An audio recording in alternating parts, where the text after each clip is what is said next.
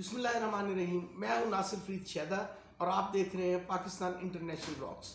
हमने ये चैनल पाकिस्तानी अवाम और ओवरसीज़ पाकिस्तानी अवाम को एक उनके मसाइल की आगाही के लिए हमने लॉन्च किया है और मैं मुतमिस हूँ तमाम पाकिस्तानियों से, अपने भाइयों से, अपनी बहनों से और बिलखुसूस ओवरसीज़ पाकिस्तानियों से भी, और उनको हम ये वो तमाम मुश्किलात जो कि federal government, provincial government, semi government या किसी प्राइवेट अदारे से मुतल्लिका हो, हम उससे आगाही दिया करेंगे। हमारी पूरी कोशिश होगी कि हम आपके सवालात का जवाब थ्रू व्हाट्सएप दें या आप हमारे कमेंट्स बॉक्स में जाके आप हमें क्वेश्चन जो है वो पुटअप किया करें ताकि हम उसका ऐसे तरीके से जवाब दे सकें। आज हम 3 चीज़ों को डिस्कस करेंगे।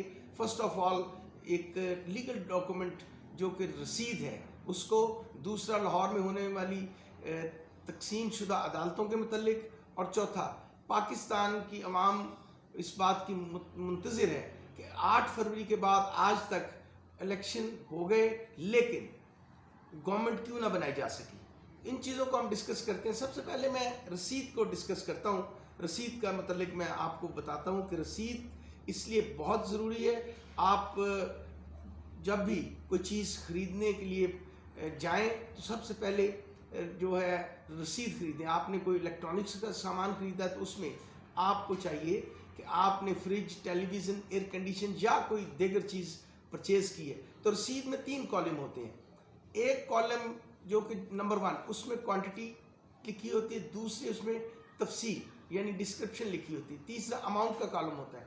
आपने जो भी चीज़ परचेज़ की है, जो आइटम आपने परचेज़ किया है इलेक्ट्रॉनिक्स में, उसका सीरियल नंबर लिखवाएं, उसकी क्वांटिटी लिखवाएं और कंपनी का ब्रांड नेम लिखवाएं और उसके बाद उसकी अमाउंट लें। ये रसीद जो है जब आप पे कर चुकते हैं तो आपको ये रसीद एंड ऑफ द ईयर भी आपको रिबेट के तौर पे आप उसका रिफंड इनकम टैक्स, जब आप अपनी रिटर्न फाइल करते हैं तो आप अपने लंदन काउंसिल जो होते हैं टैक्स से मुतल्लिका उनको प्रोड्यूस करें ताकि वो आपकी रिटर्न जो है वो फाइल कर सकें। और मैं आप एक और अर्ज़ करूं जो कि बहुत अहम नुक्ता है कि जो घर, मकान, दुकान, ज़मीन या इंडस्ट्री वगैरह की ख़रीदो फरोख्त में हम एग्रीमेंट टू सेल करते हैं उसमें जो अमाउंट दर्ज होती है वो रसीद नहीं कहलाती। कानून की नज़र में स्टैम्प पेपर रसीद नहीं होता, ना ही कि बैंक स्टेटमेंट रसीद होती है, ना चेक रसीद होता है।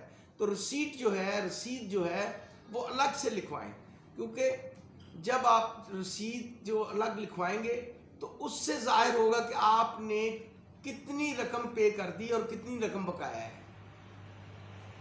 स्टैम्प पेपर जो है ये सिर्फ और सिर्फ एक एग्रीमेंट सेल की दस्तावेज है, डॉक्यूमेंट है। आज हम फिर चलते हैं दूसरी बात। आज 22 फरवरी 2024 है। अदालतों की तकसीम से मुतल्लिक ऑल पाकिस्तान वकला कन्वेंशन जो है वो Allama Iqbal auditorium Lahore high court Lahore में मुनक्किद हुआ, जिसमें पूरे पाकिस्तान से वकला ने भरपूर शिरकत की और उन्होंने इस गैर मुनसिफाना तकसीम के मुतल्लिक अपने अपने ख्यालात का इजहार किया। और उनके साथ साथ मैं भी मुल्तमिस हूँ जनाब chief justice Lahore high court Lahore, chief justice Pakistan, जनाब गवर्नर पंजाब और उन तमाम अदारों का जिन्होंने इस नोटिफिकेशन को जारी किया। आप उनसे इल्तमास है कि उसको वापस लें। नंबर 2, मैं बिलखसूस पाकिस्तान बार कौंसिल के अकाबरीन का, बिलखसूस पंजाब बार कौंसिल के अकाबरीन का, बिलखसूस लाहौर हाई कोर्ट लाहौर की काबीना का मशकूर हूँ कि उन्होंने जैसे ही उन्होंने इलेक्शन विन किया, कैबिनेट बनने के बाद आज तक वो इसी तगोदो में मसरूफ़ हैं कि किसी तरह ये हमारी जो कोर्ट्स हैं ये वापस आ जाए। इंशाल्लाह मैं यकीन रखता हूँ, आई एम वेरी ऑप्टिमिस्टिक कि ये कोर्ट्स वापस आएंगी ताकि वकला यकसुई से काम कर सकें। जब वकला यकसुई से काम करेंगे तो अवाम को रिलीफ मिलेगा। अगर वकला ज़हनी और जिस्मानी तौर पे तकसीम रहे तो ये मुफाद आमा के लिए नहीं होगा, बल्कि केसेस में डिले होगा और डिले होने की वजह से लोगों के जो राइट्स हैं वो प्रॉपरली उन तक पहुंच नहीं सके।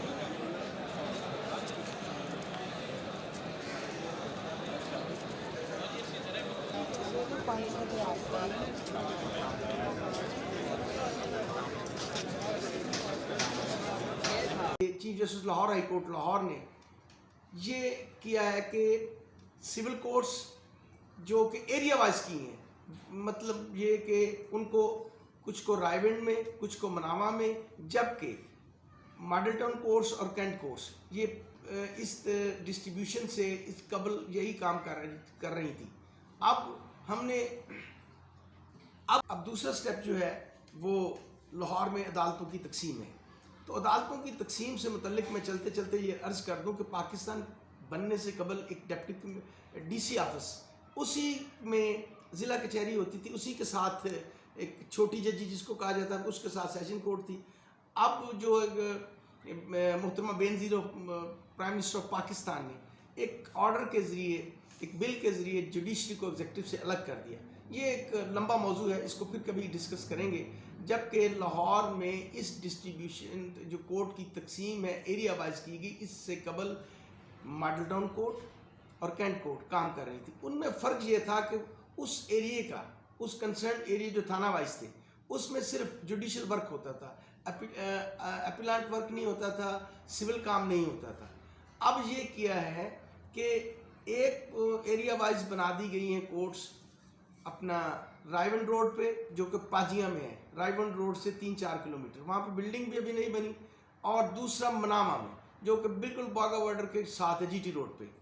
अब ये किया है कि वहाँ पे मॉडल टाउन में तो उन्होंने ये कर दिया है कि 2 एडिशनल सेशन जज साहबान का तकर्रर किया है, और बाकी सिविल जजेस को लाहौर से बाहर जो पोस्टेड थे उनको ला के यहाँ पे तैनात किया गया है, और इंस्टीट्यूशन यानी दायरी का काम भी वहाँ पे शुरू हो गया है। तो इसका मतलब ये है कि कोई वकील जो लाहौर के किसी भी एरिया में रहता है, वो जब सुबह अपने मरकज़ में आता है, मरकज़ से मुराद वो सिविल कोर्ट आए, वो सेशन कोर्ट आए, वो हाई कोर्ट आए, हाई कोर्ट के सामने बैंकिंग कोर्ट है, बैंकिंग कोर्ट के साथ ट्रिब्यूनल है। इसी तरह लाहौर हाई कोर्ट के अकब में एक फेडरल ट्रिब्यूनल सर्विसेज ट्रिब्यूनल भी है। इसी तरह ये माल पे तकरीबन सारी कोर्ट्स हैं जो ये विदिन 3 किलोमीटर्स के अंदर थी। जो वकील हजरात सुबह आते थे वो सारे दिन में अपने सारे केसेस को निपटा लेते थे। अब सवाल ये है कि ये जो वकील सुबह पाजियाँ रायविंड में जाएगा, वो कैसे, अगर उसका केस मनामा में होगा तो वो कैसे उसे टेकअप करेगा, कैसे पहुंचेगा? लाहौर में ट्रैफिक हैजर्ड भी बहुत ज़्यादा है। इस तरह वकला जो है वो काम नहीं कर पाएंगे। ना सिर्फ वकला काम नहीं कर पाएंगे बल्कि अवाम के मुफाद में के लिए भी ये बहुत एक मुश्किलात खड़ी कर देगा, क्योंकि पहले ही जो केसेस हैं बहुत इल्तवा का शिकार होते रहे हैं, हो रहे हैं इसी डिले की वजह से। तो अब जो तीसरी बात जो है वो मैं ओवरसीज़ पाकिस्तानियों के लिए और अपने प्यारे पाकिस्तानियों के लिए भी ये मैं बता दूं कि 8 फरवरी 2024 को इलेक्शन हुए, उसमें मुतअद्दिद पार्टियों ने 1/3 पोजीशन हासिल नहीं की, लेकिन कुछ पार्टियों ने अपने साथ उन आज़ाद उम्मीदवारों को या दूसरी पार्टियों को मिला के गवर्नमेंट बनाना चाहती हैं। अभी 2 रोज़ कबल ये इसहाक डार साहब के घर पे एक पार्लिमानी पाकिस्तान मुस्लिम लीग नून और पाकिस्तान पीपल्स पार्टी की पार्लिमानी कमेटियों का इजलास हुआ जो कि बेनतीजा रहा। अब दोबारा मियाँ साहब मरी में जा रहे हैं, मियाँ साहब के पास जनाब आसिफ जरदारी साहब जा रहे हैं ताकि इस मसले को मिल बैठ के एक गवर्नमेंट बनाई जा सके। अभी सुनने में ये बात आई है कि कुछ अंदर की खबर जो है वो ये है कि 5 साल के लिए जनाब आसिफ जरदारी को प्रेसिडेंट ऑफ पाकिस्तान बनाया जाएगा और जनाब शहबाज शरीफ को प्राइम मिनिस्टर ऑफ पाकिस्तान बनाया जाएगा, जबकि पीपल्स पार्टी के बिलावल भुट्टो का ये कहना है कि हम कैबिनेट का हिस्सा नहीं बनेंगे और वोट दे देंगे। इसी तरह पाकिस्तान तहरीक इंसाफ के जो इस वक्त चेयरमैन हैं जनाब बैरिस्टर गौहर अली खान साहब, उन्होंने पहले पाकिस्तान वहदतुल मुस्लिमीन से इत्तेहाद करने की कोशिश की, लेकिन पार्टी के अंदर इख्तलाफात की वजह से वो ये नहीं कर पाए। अब उन्होंने साहबजादा साहब हामिद रज़ा जो कि सुन्नी इत्तेहाद कौंसिल के सरबराह हैं, उनके साथ एक अलायंस किया है। और लेकिन एक बात समझ में से बालातर है कि पीटीआई के एमएनए के कागजात जमा करवाते हुए साहबजादा साहब ने 50 जो हैं एमएनए उनके कागजात इलेक्शन कमीशन को जमा करवाए हैं, बाकी को नहीं। तो पार्टी किसी नतीजे पे, जो पार्टी है वो किसी नतीजे पे नहीं अभी पहुंच रही। तो मैं ये समझता हूँ कि पाकिस्तान की बका के लिए, इसकी प्रॉस्पेरिटी के लिए, इसके इस्तेहकाम के लिए ये बहुत ज़रूरी है कि जल्द अज जल्द गवर्नमेंट बनाई जाए, आवाम को रिलीफ दिया जाए। वो पॉलिसी जो भी कैबिनेट आए वो ऐसी पॉलिसीज़ मरतब करे जो कि पाकिस्तान की बेहतरी का सबब हो। आज मैं चूँकि गवर्नमेंट बन नहीं रही तो मेरे जहन में अचानक एक शेर याद आ गया मुझे, गैर मुमकिन है हालात की गुत्थी सुलझे, गैर मुमकिन है हालात की गुत्थी सुलझे, अहले दानिश ने बहुत सोच के उलझाई है। अल्लाह ताला हम सब का हामी नासिर हो। पाकिस्तान जिंदाबाद। Thank you very much ji.